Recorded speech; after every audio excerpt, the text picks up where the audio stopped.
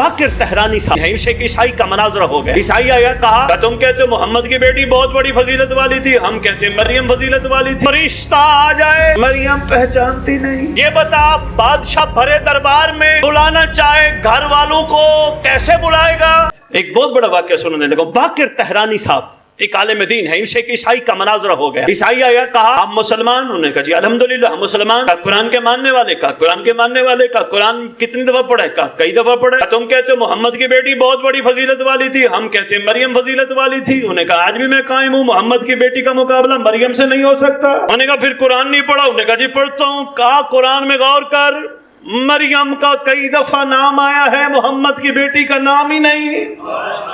کہ سن پہلی دلیل یہ ہے کیا مقابلہ ہو سکتا ہے؟ جناب مریم کا بے شک وہ عظمت والی تھی، محمد کی بیٹی کا مقام بلند ہے۔ اس نے کہا کیسے؟ اس نے کہا مریم کی کفالت حضرت زکریا نے کی، زکریا نبی ہے، محمد امام الانبیاء ہے۔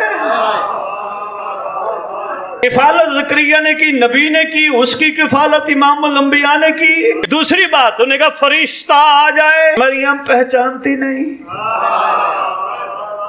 جبکہ وہ خود کہتے ہیں میں رب کا رسول ہوں، میں تجھے بیٹا دینے آیا ہوں۔ اس شہزادی کا مقابلہ بھلا کیسے ہو سکتا ہے جس کی کنیز فضا ملائکہ سے باتیں کرے؟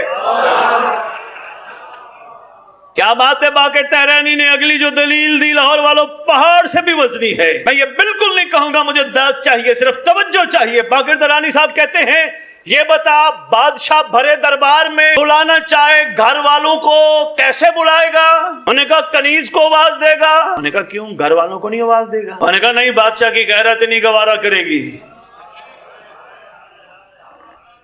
کہ کیسے پکارے گا؟ کہ کنیز کو آواز دے کے کہے گا ادھر آ، کہ یہی معاملہ قرآن میں ہے۔